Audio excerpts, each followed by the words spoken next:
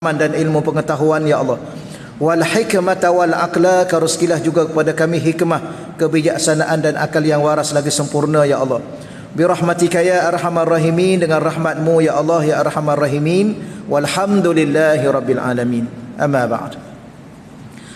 Yang saya hormati dan semuliakan pengurus dan para pegawai masjid, tuan-tuan imam, tuan-tuan guru, para ahli ilmu. Yang saya muliakan dan saya hormati tuan-tuan muslimin muslimat yang dirahmati Allah Subhanahu wa taala sekalian.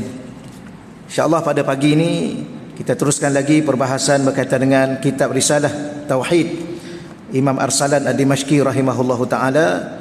Dan tuan-tuan, pagi ini kita berada pada fasal hamba yang ditawan. Ya, hamba yang ditawan. Saya ulang sedikit tuan-tuan sekalian bahawa sebagaimana kita sudah sedia maklum dan kita merasai kehidupan kita bahawa semua kita ni tidak lebih daripada seorang hamba kepada Allah.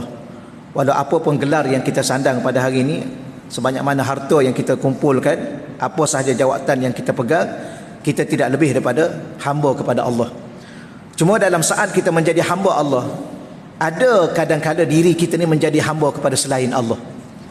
Maka kadang-kala atau kadang waktunya kita ditawan menjadi hamba kepada selain Allah. Maka Imam Ad-Dimashqi mengingatkan kepada kita, beliau mengatakan, ya asiras syahwat wal ibadat, wahai tawanan-tawanan syahwat, wal ibadat, wahai tawanan ibadah. Ya asiral maqamat, wahai hamba-hamba yang menjadi tawanan kepada maqamat, wal mukasyafat dan mukasyafat. Anta maghrurun, sesungguhnya kamu sudah tertipu. Ini teks dia tuan-tuan sekalian ya. Apa maksudnya? Kita baca yang kalau ada kitab lah di bawah tu.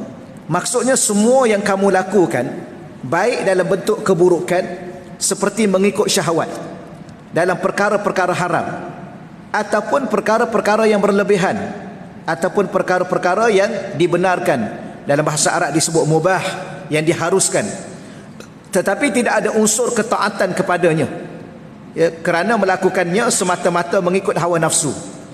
Ya, ketaatan kepada Allah, tetapi apa yang kita lakukan itu walaupun dalam bab perkara harus, apatah lagi perkara keburukan mengikut syahwat,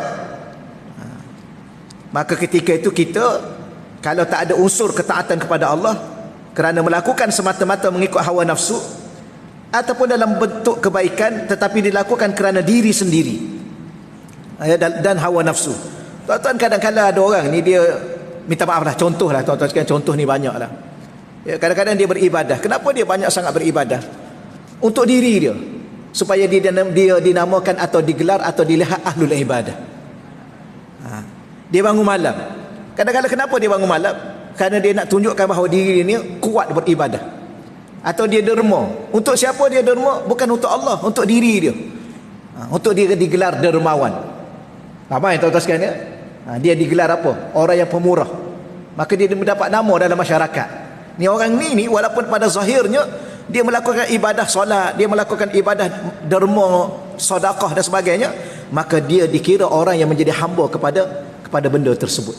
Sama ada kepada ibadah itu atau kepada dirinya sendiri, kerana dia mencari sesuatu untuk diri dia. Sebab tu kita dah faham tajuk ni mudah aja tuan-tuan. Ya. Apatah lagi dia semata-mata buat sesuatu kerana nafsu dia. Yang ini sah dah tuan-tuan sekalian, dia menjadi hamba kepada nafsu. Ada satu ayat Quran, afara'aita man ittakhaza ilahahu hawa. Wahai Nabi Muhammad, kamu tak perhatikan ada manusia ni ittakhaza ilahahu, dia telah menjadikan hawa nafsunya itu sebagai Tuhan.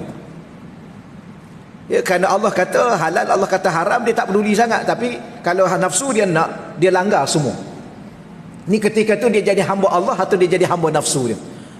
Maka dia ditawan oleh nafsu dia dan menjadi hamba kepada nafsu dia. Wal iyazubillah. Tak salah nafsu tu tuan-tuan, cuma persoalan yang salahnya diri kita dalam meletakkan di mana nafsu kita. Sepatutnya memang kita hidup dengan nafsu, nak makan nafsu, nak tidur nafsu, nak memiliki harta nafsu, nak berkeluarga nafsu. Tak adakah berkeluarga itu lillahi ta'ala, atau memiliki harta itu lillahi ta'ala? Sahabat Nabi kaya raya pun, ada yang sahabat yang kaya raya, ada yang sahabat yang hebat ibadah dia tuan-tuan sekalian. Kita bawa contoh Sayyidina Osman, dia boleh khatam Quran. Ada setengah kata riwayatnya 2 rakaat 30 juzuk khatam. Tuan-tuan pernah solat 2 rakaat 30 juzuk? Ada setengah mengatakan 1 rakaat dia boleh khatam 30 juzuk. Subhanallah. Jadi kalau kita buat tu boleh, kalau kita mampu tak ada masalah. Tapi untuk apa? Ataupun untuk kita digelar itu dan ini, kemudian letak dalam Facebook pula, ya. Ada orang minta maaf tuan-tuan, kadang-kadang pergi Mekah, bagus ya, tapi buat live apa?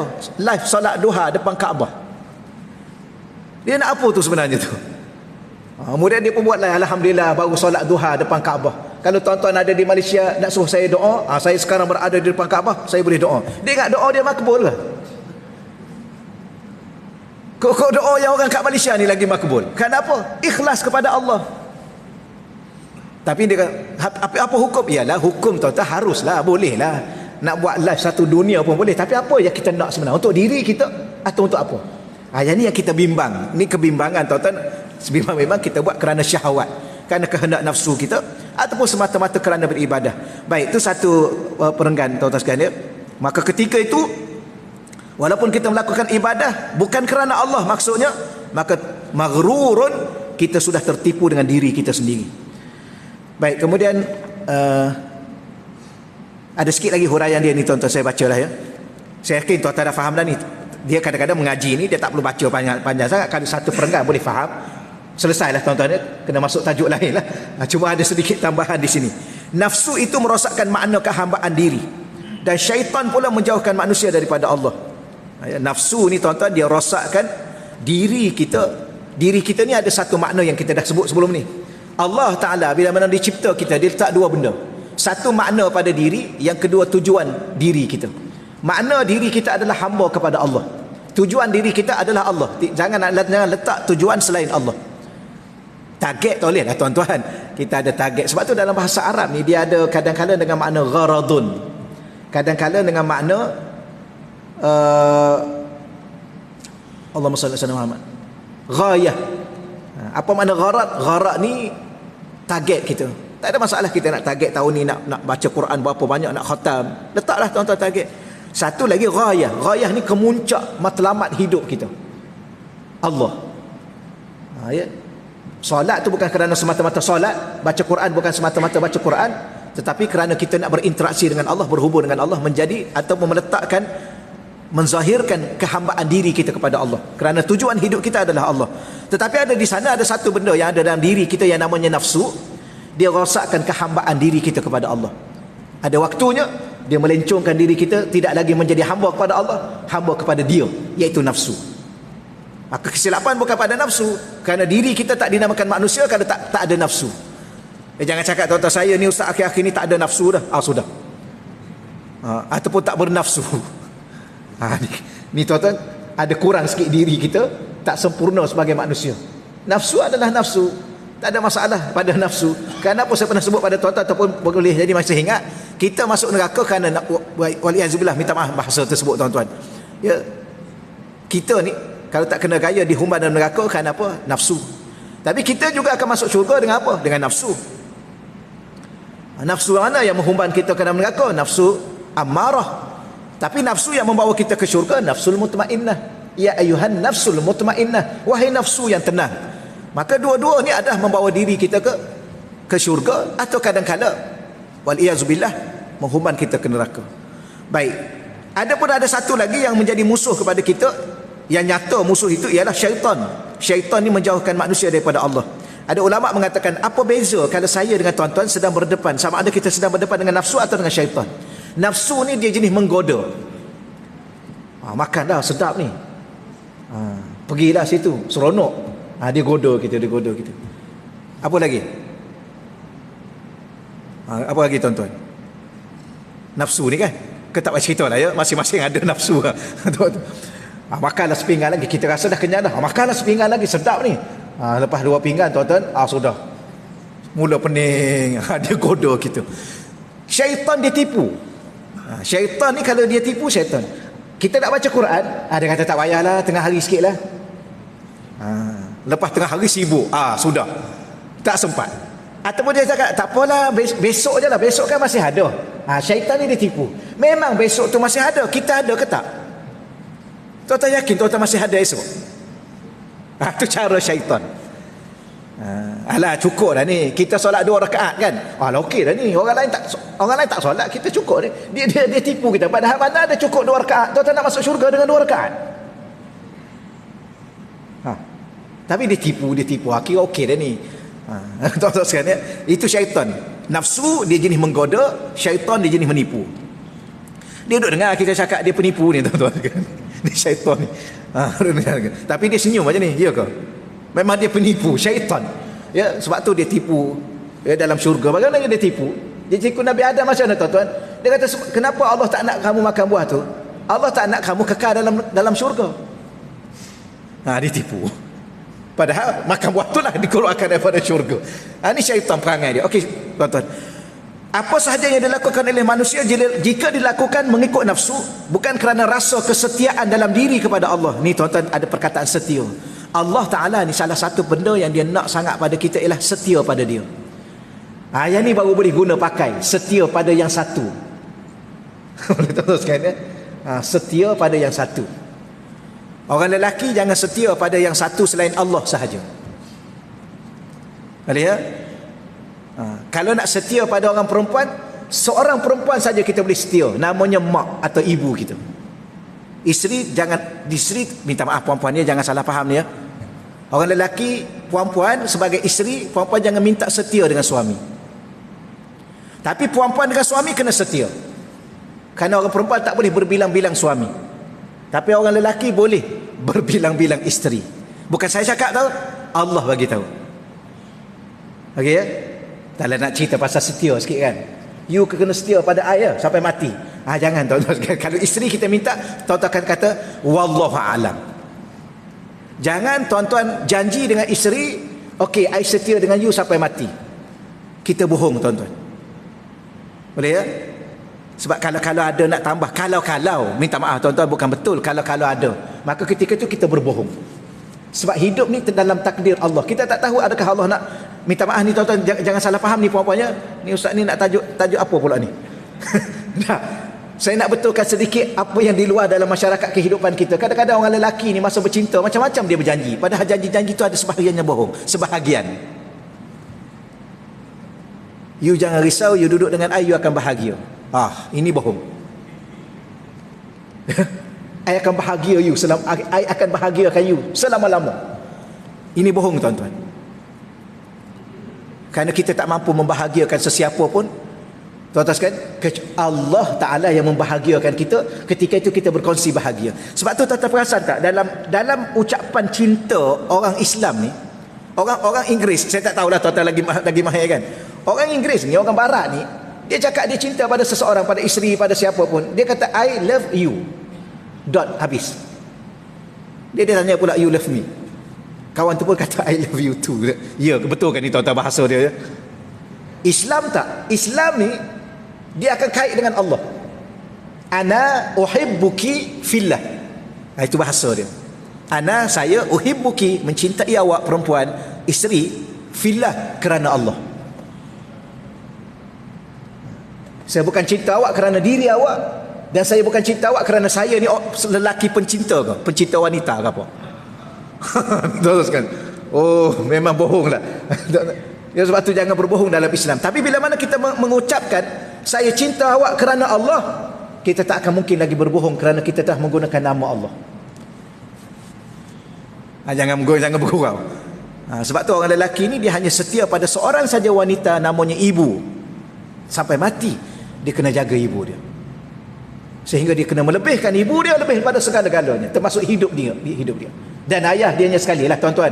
Ibu ni kena ayah. Mana ada ibu saja tak ada ayah? Ni anak buluh bentung ke apa? Tak adalah mesti ayah. Baik. Cuma salah satu benda yang paling mahal, setia dengan Allah. Sebab tu dosa yang paling besar, syirik. Menduakan Allah. Itu guru saya sebut, apa makna syirik? Menduakan Allah. Beribadah ada tujuan selain Allah. Takut kepada selain Allah lebih daripada takut pada Allah. Ada orang tuan-tuan takut hantu lebih pada Allah tahu. Dia tak nak datang tak datang masjid malam Jumaat, takut hantu ke apa. Termasuklah takut makhluk. Okeylah tuan-tuan sekalian ya. Jadi hidup ni ialah kena kesetiaan dalam diri kita kepada Allah. Maka kamu sebenarnya tertipu. Ya, kalau kita buat sesuatu kerana nafsu, kerana diri kita, kerana ibadah semata-mata, maka bukan kerana kesetiaan kita kepada Allah. Sebab tu setiap ibadah rukun nombor satu, ibadah apa pun rukun nombor satu lillahi ta'ala, niat. Ya. Kalau solat sekalipun tidak kerana Allah, solat itu akan dihumbangkan kita ke dalam neraka. Kita dalam neraka. Apa ni? Fawailul lil musallin allazina hum an salatihim sahum allazina hum yuraun. Itu perkara-perkara yang kita dah faham. Baik, kamu menyangka bahawa kamu mengikut hawa nafsu dan syahwat untuk mendapat kesenangan, namun kamu terbeban pula dengan ketagihan kepada apa yang diingini oleh syahwat. Tahu tak, kadang-kadang manusia dia ikut syahwat, dia ikut nafsu dia, akhir sekali dia terbeban menanggung beban-beban yang dia dapat daripada kehendak nafsu dia. Kerana nafsu ni dia sekejap aja, tuan-tuan. Tuan-tuan pun sedia maklumlah, tak perlu kita itu. Sebab tu dulu dia buat analogi lah, tuan-tuan sekalian, ya. Hidup di akhir zaman banyak kekeliruan yang kita sendiri kadang-kadang tak terperasan kita terkeliru. Banyak benda-benda yang terkeliru. Contoh, kita nak apa di akhir zaman ni, tuan-tuan? Kadang-kadang kita nak rumah yang besar, kereta yang mewah, pangkat yang besar, harta yang banyak. Kalau kita tanya balik untuk apa itu semua, kita merasakan katanya bahagia. Betul ya? Cuba tuan-tuan teliti betul-betul. Adakah dengan bahagia ni sebenarnya, tuan-tuan, dia bukan dari luar, dia bukan di rumah yang besar, dia bukan di kereta yang mewah, dia bukan di pangkat yang besar, dia bukan harta yang banyak, dia bukan di situ. Bahagia tu di dalam. Betul ya? Bahagia dia tidak ada di luar, bahagia tu dia ada di dalam. Di mana? Di dalam hati kita. Ada orang, tuan-tuan sekalian, dia taklah besar sangat rumah dia, pangkat dia tidaklah besar sangat, tapi dia bahagia. Kerana bahagia tu bukan di situ, di sini, di dalam diri kita. Kadang-kadang dia nak apa? Macam-macam lah orang dunia nak ni dekat bawah. Nak hebat. Hebat bukan pada benda, hebat pada diri. Betul ya? Tuan-tuan tengok ulama-ulama yang terdahulu yang hebat-hebat, tuan-tuan sekalian, mereka tak ada harta. Nabi Muhammad sendiri pun, tuan-tuan sekalian, masa meninggal tu baju besi digadai di kedai Yahudi, tak ada harta. Ya, rumah dia bumbung nak rapat ke kepala ni. Tapi kalau kita tanya siapa bahagia, Nabi paling bahagia. Kenapa? Kerana bahagia itu dia dengan Tuhan. Bahagia itu pemberian Tuhan. Dia sebelum bahagia dia ada satu lagi perkataan, tenang. Orang tak akan bahagia kalau tak tenang. Gitu kan? Sebab tu kahwin bukan untuk bahagia. Betul ya? Tuan-tuan kahwin dulu sebab nak bahagia? Jangan, tuan-tuan. Berapa ramai orang sebelum kahwin lebih bahagia, selepas kahwin derita sampai sekarang. Betul ya? Oi, subhanallah, menangis. Kenapa? Kahwin. Bukan dulu nak kahwin. Mak tak bagi pun, ayah tak bagi pun. Nak juga. Ya, lepas sebulan tuan-tuan sekarang menangis datang jumpa mak. Kenapa? Tak bahagia. Ada minta ni cerita lah, tuan-tuan. Ada seorang haji tu, cerita lama dah sangat dah. Ya, rasa ni 15 tahun lalu dah. Ada seorang, kesian lah, tuan-tuan. Ada seorang ayah tu dia jumpa saya, Ustaz, tolong doa atau tolong buat apa-apalah, buat air penawar ke apa. Dia baru dapat menantu. Anak dia anak perempuan. Malam pertama, tuan-tuan tahu tak, anak perempuan dia kena tumbuk kat suami dia. Ya Allah, kita ni, tuan-tuan ingat lagi tak malam pertama? Ingat lagi kan? Kau tak ingat dah? Malam pertama, ya Allah, nak bercakap pun perlahan. Padahal kita bukan dah perlahan sangat bercakap kan? Dah ingat malam pertama? Tuan-tuan pernah dengar cerita malam pertama? Ni tak apalah, sikit masa boleh ya? Ni ada cerita kedua pula. Dia kalau cerita ni, tuan-tuan, dia biasalah cerita ni dia sedap dengar, tapi masuk nak habis dah ni. Ada satu cerita dalam kitab Tauhid. Ni cerita ni iktibar.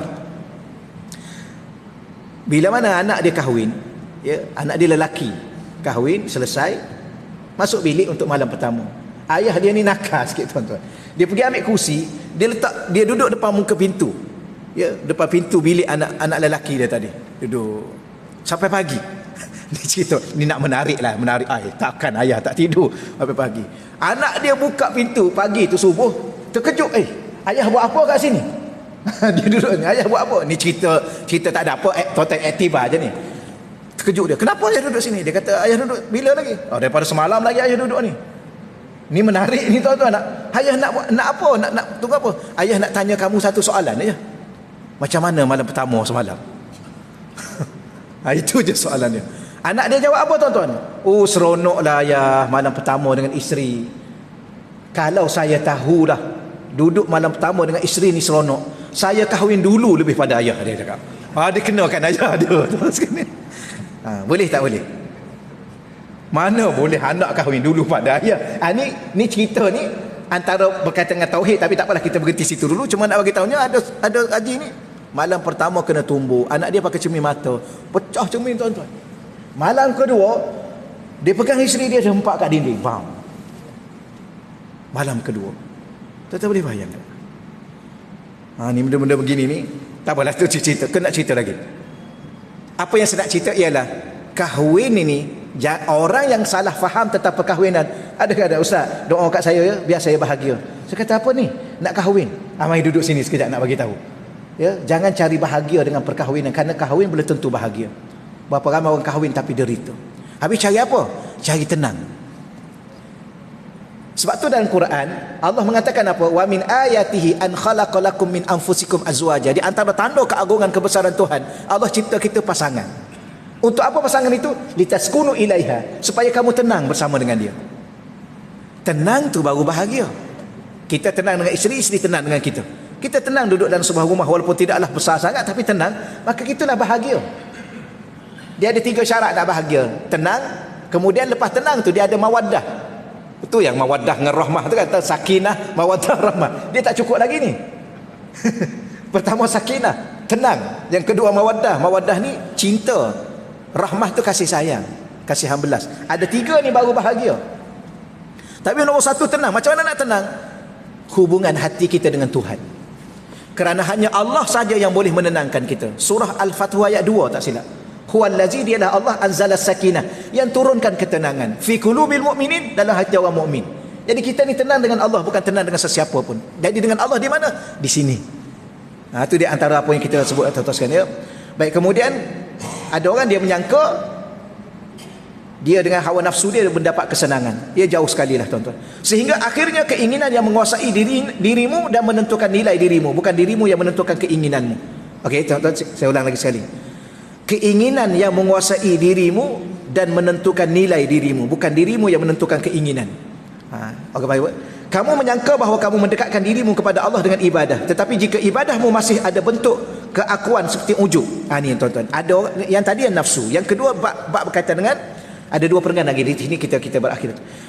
Baik, saya nak sebut pada tuan-tuan bahawa di sana ada orang, ada kita, mungkin pada kadang kita sendiri sangka mendekatkan dirimu kepada Allah dengan ibadah, tetapi jika ibadahmu masih ada bentuk keakuan seperti ujub.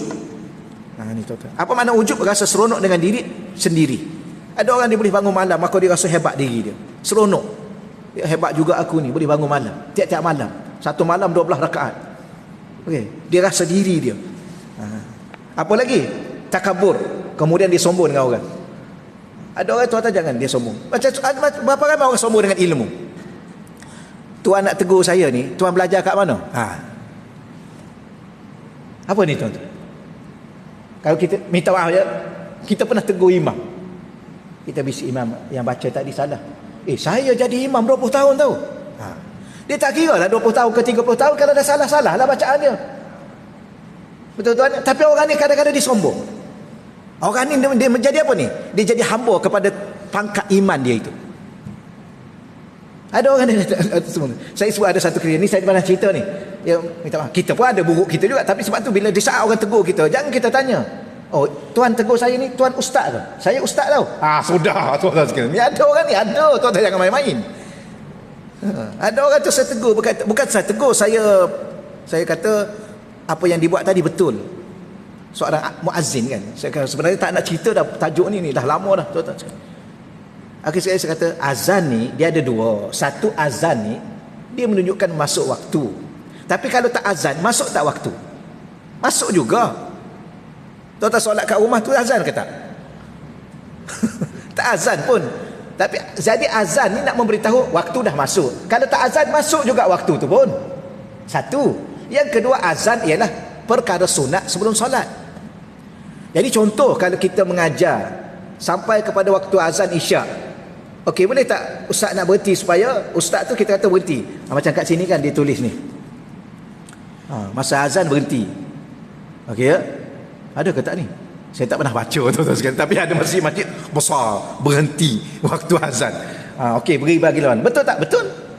Itu yang saya cakap, betul tak kita berhenti dulu? Kalau nak kira hukum, azan tu sunat, mengaji ni wajib. Kalau ikut Dr. Soqadawi, fiqhul aulawiyat, fiqh keutamaan, mana dahulu sunat dengan wajib? Tapi betul tak kalau azan dulu berhenti sekejap? Betul. Azan tu syiar Islam. Kemudian dia boleh memberitahu kepada orang di luar sana yang mungkin baru sampai ke rumah atau apa-apa tuan-tuan sekalian, bahawa waktu dah masuk. Okey, betul. Jadi saya cakap gitulah, betul lah. Kemudian kalau tak azan, boleh tak azan selepas tu? Waktu dah lepas dah Ustaz. Okey, waktu dah lepas dah, tapi azan tu kan salah satunya sunat sebelum. Sebab tu guru-guru saya dulu kadang-kadang dia berhenti pukul 9.30. Kemudian dia kata azan.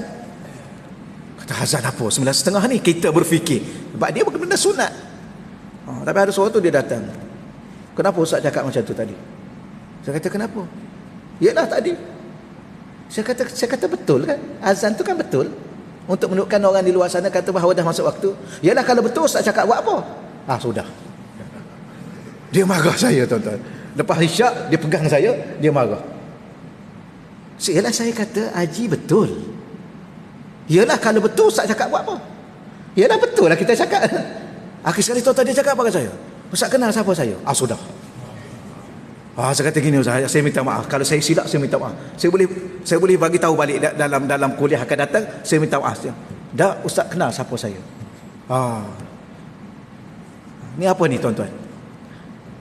Tuan-tuan tahu dia jawab apa? Ni live ni tak. Dia kata saya ni siap masjid negeri tahu. Sudah saya ingat ke imam besar. Tak adalah, saya tak cakap macam tu lah tuan-tuan. Saya tak cakap, saya pun diam lah. Jadi saya kata minta maaf. Maknanya tuan-tuan, apa benda ada dalam diri kita sebenarnya? Sombong. Maka kita menjadi tawanan kepada kesombongan diri kita. Hamba kepada kesombongan diri. Dalam keadaan kita jadi muazzin je pun. Tapi tuan-tuan sebenarnya muazzin jangan main-main tuan-tuan. Dia ada 7, kata setengah ulama ada 7 jasad yang tak akan hancur. Selain daripada jasad Nabi, jasad para syuhada, jasad yang hafal Quran, muazzin ni salah seorang daripada yang tak hancur jasad dia. Waktu tuan-tuan ambil peluang lah kalau jangan-jangan muazzin tak datang kan. Ambil peluang. Tapi kena belajar tuan-tuan, kena belajar. Sebab ada orang saya dengar dia berani azan tapi dia tak belajar. Jadi bahayalah tuan-tuan, hidup ni kena ada ilmu. Ya, asyhadu alla asyhadu Allah. Asyhadu Allah tu itu singa tau. Bukan aku bersaksi, aku singa. Asyhadu. Tak adalah tahu-tahu banyak kalau kita dengar, banyak lagi, tak apalah saya nak sebut begitulah. Ya, jadi kadang-kadang ada orang dalam masa dia beribadah pada Allah, dia bukan jadi hamba kepada Allah, jadi dia hamba kepada ibadah itu. Hingga apa? Sehingga dia rasa dengan ibadah itu dia rasa hebat.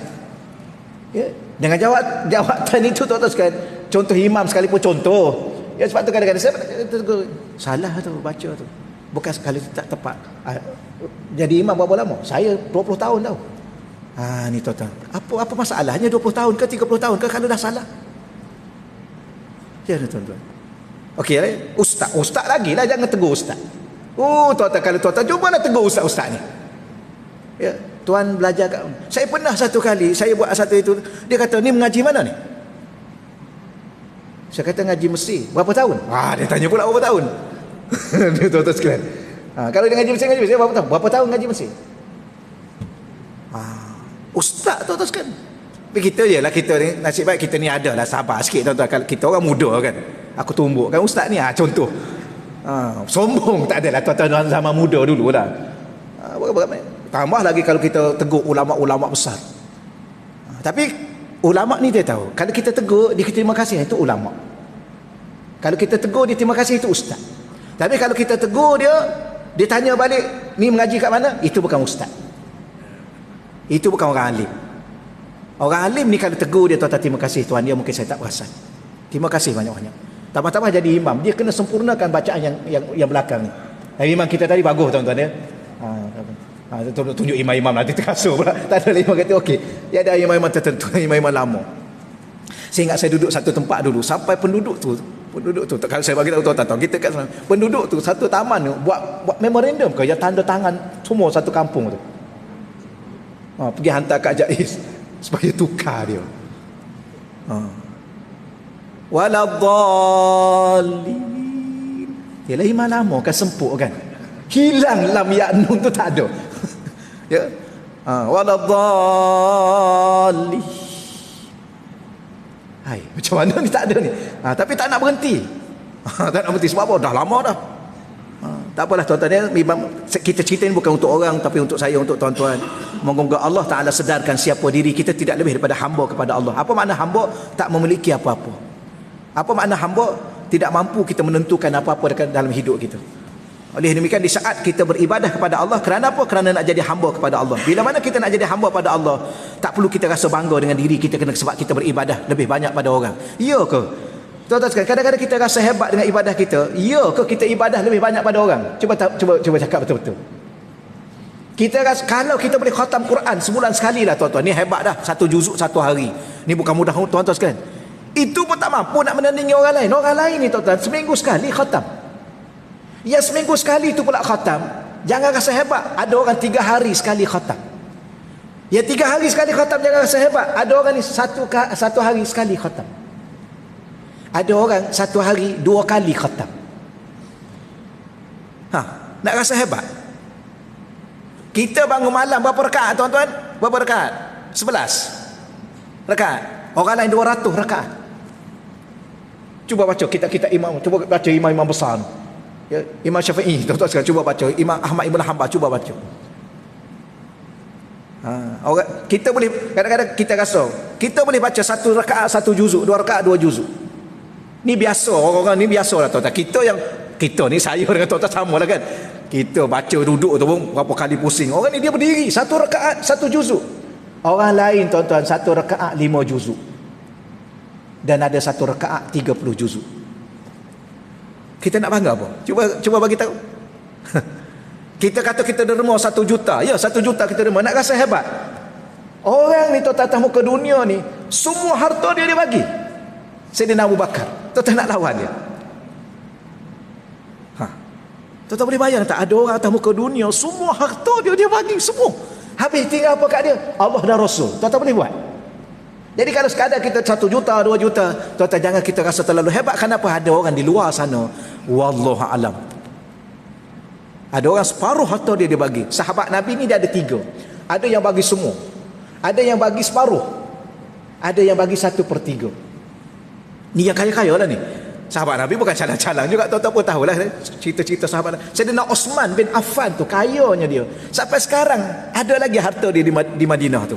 Ni bangunan wakaf Sayyidina Osman, ni wakaf Sayyidina Osman. Tuan-tuan boleh bayang kaya takat mana? Berapa? 1445 dah kita ni ya. Mana 1400 tahun dulu harta dia masih ada sekarang. Berapa kekayaan dia? Ada dia nak sombong? Tak. Dan dia pula inilah satu-satunya sahabat yang boleh khatam Quran 30 juzuk dalam solat dia.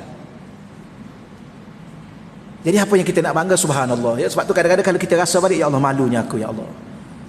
Malu tuan-tuan. Akhir sekali tuan-tuan, sikit lagi ya, akhir sekali.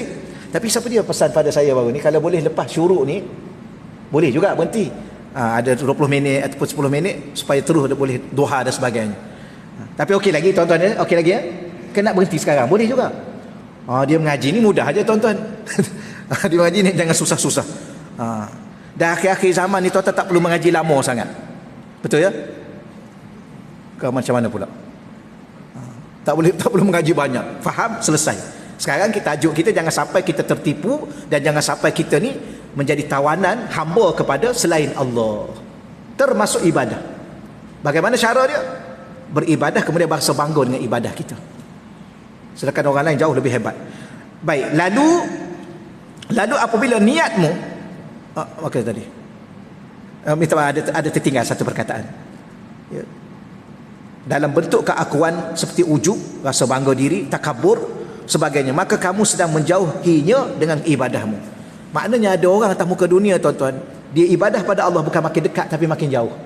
Sebab apa? Dia riak. Sebab apa? Dia ujub. Sebab apa? Dia takabur. Sepatutnya derma ni tuan-tuan, kita bagi duit ni memang itu antara amalan yang paling utama, sebab apa? Orang meninggal dunia pun nak suruh Allah hidupkan dia. Sebab apa? Bukan nak solat, bukan nak puasa, bukan nak baca Quran, nak derma. Tapi berapa ramai orang dengan derma tu dia makin dekat dengan Allah, tapi berapa orang dengan derma tu dia makin jauh dengan Allah. Kerana dia rasa bangga dia boleh menderma banyak lebih pada orang lain. Ini kena hati-hati. Okey, habis. Perenggan yang terakhir dalam tajuk ni, Lalu apabila niatmu dalam ibadah adalah untuk dirimu sendiri, sudah tentulah kamu terkejar-kejar kelebihan seperti karamah. Ada orang kenapa bangun malam, kenapa baca Quran banyak, sebab apa? Sebab nak dapat karamah. Apa makna karamah? Perkara luar biasa yang berlaku kepada para wali Allah. Antara contohnya ialah mukasyafat, penyingkapan tabir hati. Karamah dan mukasyafat. Mukasyafat ni tuan-tuan, dia kalau tuan-tuan selalu sebut kasyaf. Ya, ada orang atas muka dunia ni Allah singkapkan mata hati dia, maka dia boleh kasyaf, dia nampak. Dia boleh nampak, tuan-tuan ni dia boleh nampak apa yang tuan-tuan cakap dalam hati tuan-tuan. Tuan-tuan buat apa tadi sebelum datang tadi? Lepas ni tuan-tuan nak pergi mana? Dia tahu semua. Ada orang bila mana sampai ketika makam itu, dia dah tertipu dengan makam itu. Sebab tu wali-wali Allah ni tuan-tuan, dia tak nak karamah. Kita yang tak wali ni nak karamah. Sebab tu kita kata, kenapa nak tuan-tuan nak tak jadi wali? Ramai orang nak jadi wali. Kenapa nak jadi wali? Sebab nak karamah. Apa nak karamah? Nak terbang. Wali kan boleh terbang. Lepas tu Syekh saya kata, kalau nak jadi wali boleh terbang, tak payah jadi wali, jadi burung. Betul tak? Daripada jadi wali lambat, jadi burung lah cepat. Burung 2 minggu boleh terbang lah. Sama juga, kenapa nak jadi wali? Nak berjalan atas air. Tak payah tuan-tuan jadi wali, jadi itik pun boleh. Itik tu duduk relax je atas air. Baru nak jadi wali. Tapi ada orang ni tuan-tuan, kenapa bangun malam, kenapa zikir banyak-banyak ratus ribu, sebab nak wali, nak jadi wali. Ini orang ni tertipu dengan zikir dia. Maka zikir dia tu walaupun dia baca 100,000, dia makin jauh dengan Allah. Kenapa dia nak benda selain Allah? Sebab tu awliya-awliya Allah, dia nak apa? Dia nak Allah. Apa makna nak Allah? Nak dekat dengan Allah, nak dapat rahmat Allah, nak Allah, segala-gala dari Allah, taufiknya, hidayahnya, keampunannya, segala-galanya. Itu bahasa mudahnya nak Allah. Ya? Bukan kata nak ilmu, nak apa. Ilmu tu pun kerana Allah. Selepas ilmu nak ibadah, ibadah pun untuk Allah. Habis selepas ibadah tu ada apa lagi? Ada ilmu yang lain, ya Allah anugerah pun untuk Allah. Lillah inna salati wa nusuki wa mahyaya wa mamati lillahi rabbil alamin. Tapi ada orang nak karamah. Salah satunya disebutnya ialah maqamat. Maqamat ni maqam. Ya, dah sampai maqam. Sudah dia tanya gitu. Zikir semalam macam mana? Naik maqam tak? Duk cerita pasal maqam. Kadang-kadang ada orang dia rasa dia dah maqam apa? Maqam wali. Dia buat majlis ijtihad, dia wali. Aduh, tuan-tuan sekalian. Tuan-tuan jangan di luar sana macam-macam. Ni anak murid saya ni dah maqam wali. Buat majlis angkat anak murid jadi maqam wali. Dia tu apa? Dia tu wali kutub. Ketua para wali. Memang eloklah. Tuan-tuan kena tahu, orang kalau dia mengaku dia wali, memang dia bukan wali. Wali ni dia tak akan mengaku dia wali, dan dia tak akan dakwa dia wali. Walaupun kita nampak dia ni ada karamah, dia tak akan cakap, saya tak tahu itu tak tahu apa berlaku. Dan karamah ni dia tak akan tunjuk. Yang berlaku tu pun dengan izin Allah. Dia tak main macam ni nak tunjuk karamah. Ni tuan-tuan sekalian, nak tunjuk dia ni ada. Ini bukan wali. Habis dia boleh buat tu Ustaz? Tuan-tuan sekalian, dia yang boleh buat ni ada beberapa keadaan. Tuan-tuan ingat tak dulu ada pembedahan batin tu?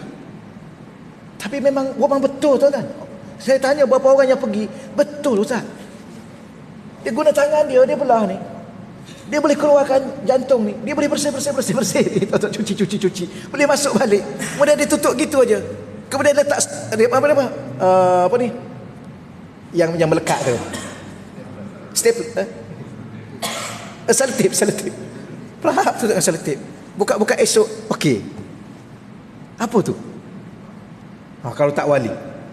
Masa itulah ditanya soalan kepada almarhum Tuan Guru Datuk Dr. Harun ni, masa kami duduk mengaji dulu. Tanya, Tuan Guru kata benda-benda yang pelik ni, antaranya ialah pertama mukjizat. Ini kepada Nabi dan Rasul. Maka dia tak, sebab dia bukan Nabi, bukan Rasul. Yang kedua karamah, berlaku para awliya Allah. Dan wali-wali Allah ni tuan-tuan, dia tak akan buka klinik untuk bedah orang dengan karamah dia. Okey, wali tu dia boleh ni bukan wali.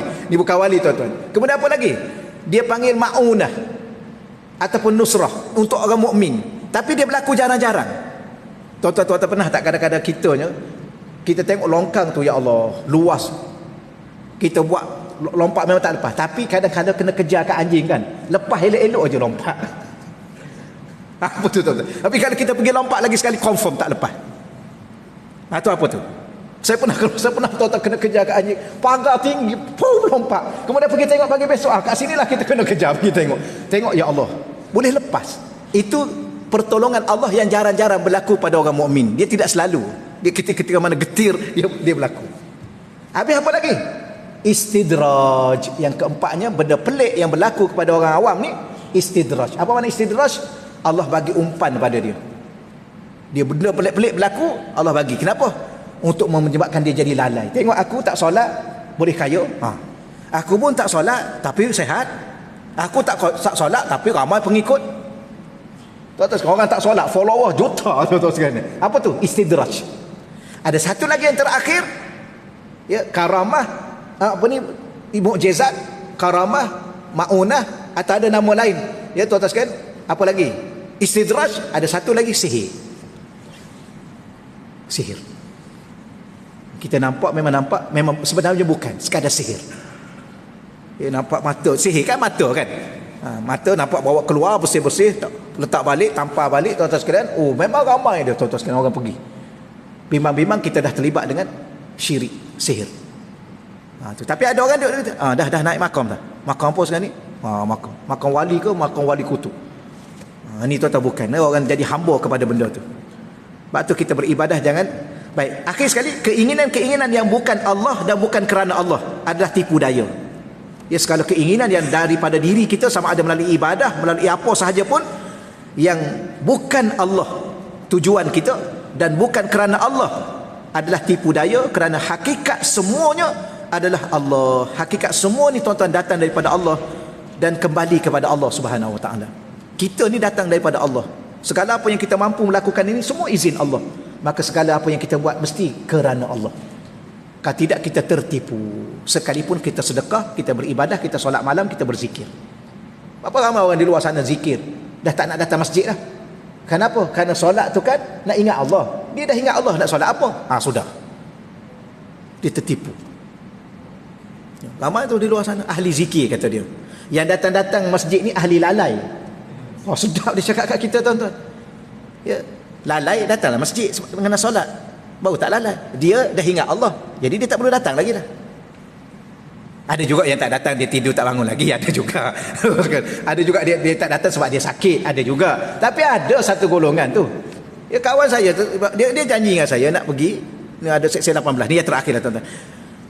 Janji dengan saya nak pergi kuliah. Lepas kuliah tengok-tengok tak ada.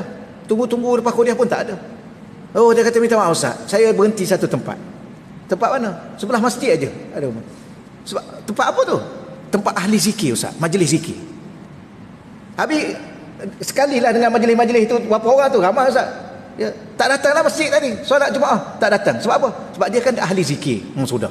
Saya kata dah, jangan pergi. Sesat. Ya, sepatutnya ahli zikir lah datang masjid solat berjemaah. Mana ada ahli zikir duduk solat kat rumah? Zikir apa? Zikir tu ingat kat Allah. Ingat kat Allah yang paling utama ialah di rumah Allah. Tiba-tiba jadi ahli zikir, ingat Allah, tiba-tiba tak datang rumah Allah. Sebab apa? Sebab tak cukup dia dah ahli zikir. Orang lain yang datang tu ahli lalai, kata dia. Wah, sedap dia cakap kat kita lalai. Ini apa ni? Gurur ataupun maghrur. Dia tertipu dengan diri dia. Dia mengatakan dia ahli zikir. Sama ada dia tertipu dengan nafsu dia, ada dia tertipu dengan syaitan. Wallahualam. Setakat itulah, tuan-tuan ya. Ada soalan ke? Macam biasa lah ya, tak ada lah. Jadi insya-Allah akan datang nanti, walaupun sebenarnya tajuk ni dia tak habis lagi tu, dia ada satu teks lagi di situ. Tak apalah, ya, kita akan sambung pada akan datang nanti. Memberi faham kepada kita lah, tuan-tuan sekalian. Moga-moga minta bantuan daripada Allah. Ya Allah, kau jadikan aku ni hamba kepadamu, ya Allah. Dalam ibadahku, dalam segala-gala hidup aku ni, berkeluarga kerana-Mu, berekonomi kerana-Mu, bermasyarakat kerana-Mu. Kerana seluruh hidup ni adalah untuk Allah. Ya, jangan tertipu dengan selain daripada Allah, termasuk ibadah yang kita lakukan. Baik, auzubillahi minasyaitonirrajim. Bismillahirrahmanirrahim. Wassalatu wassalamu ala asyrafil anbiya'i wal mursalin wa ala alihi wa sahbihi ajma'in. Allahumma rzuqna fahman nabiyyin wa hifzal mursalin wa ilhamal malaikatil muqarrabin. Allahumma rzuqna futuhal arifin. Ya Fattahu ya Alim, ya Fattahu ya Alim, ya Fattahu ya Alim. Rabbana iftah bainana wa baina qaumina bil haqq wa anta khairul fatihin. Wa sallallahu ala sayyidina wa maulana Muhammad walhamdulillahi rabbil alamin. Taqabbalallah minna wa minkum ya karim. Allahumma shalli ala sayyidina.